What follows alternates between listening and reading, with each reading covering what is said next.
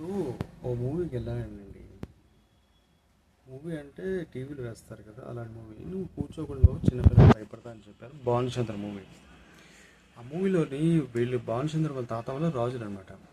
అంటే రాజవంశం అని చెప్పింది. వాళ్ళ దగ్గర ఒక పాలక ఉంటుంది, అది రత్నాన్ని ట్రెజర్ సంబంధించి. అయితే కొంతమంది రాజనాలను ఏంటంటే ఇబ్బంది పెట్టేసి, అంటే ఈ భానుచంద్రులు లేని టైంలో వెళ్తాడు. రాజనాల వాళ్ళ దాటికి దెబ్బతింటాడు బాగా.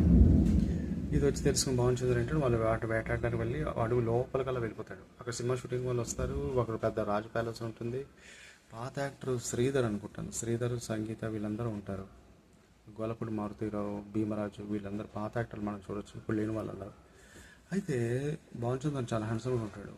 ఇందులో భీమరాజు ఏం చేస్తాడంటే అతనికి మూడే పలకలు దొరుకుతాయి. ఆ మూడు పలకలతో వెళ్ళిపోతాడు దొంగిలించి.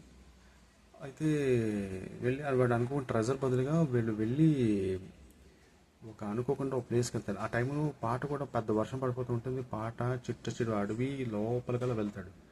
ఆ లోపలికి అలా వెళ్తూ ఉంటాడు, పాట రన్ అవుతుంటుంది. మనకి అదే ఇంగ్లీష్ పదం అంటారు గూడ్స్ బంప్స్ అనేసి. నిజం చెప్పాలంటే ఆ సినిమా చాలా హారబుల్గా ఉంటుంది. అది సినిమా చూస్తుంటే చాలా భయం వేస్తూ ఉంటుంది.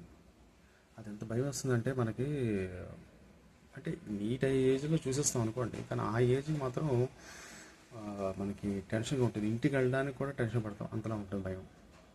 వాడు అనుకోకుండా వెళ్ళి వాడు ఏం చేస్తాడంటే ఒక పెట్టి ఉంటుంది, ఆ పెట్టి ఓపెన్ చేసేస్తాడు.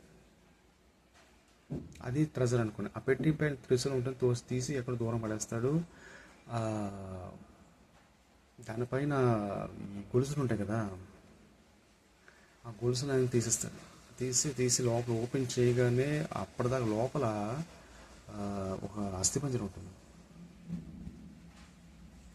అస్థిపంజరం కన్ను మూసి తెరిచే లోపల అది ఏంటంటే దాని మీద ఒంటి మీద ఆటోమేటిక్గా బ్లడ్ నరాలన్నీ ఫామ్ అయిపోయింది. ఇవి ఒక ఒక ఆకారం ఏర్పడిపోద్ది, ఒక భయంకరమైన పిశాచిలా మారిపోద్ది. అదేంటంటే వీళ్ళు ఈ ఫ్రాన్స్ సంబంధించిన వాళ్ళు ఇక్కడికి వచ్చినప్పుడు వాళ్ళు ఒకటి ఇక్కడ ఉండిపోతాడు. వాడు చాలా భయంకరంగా వ్యక్తి అనమాట.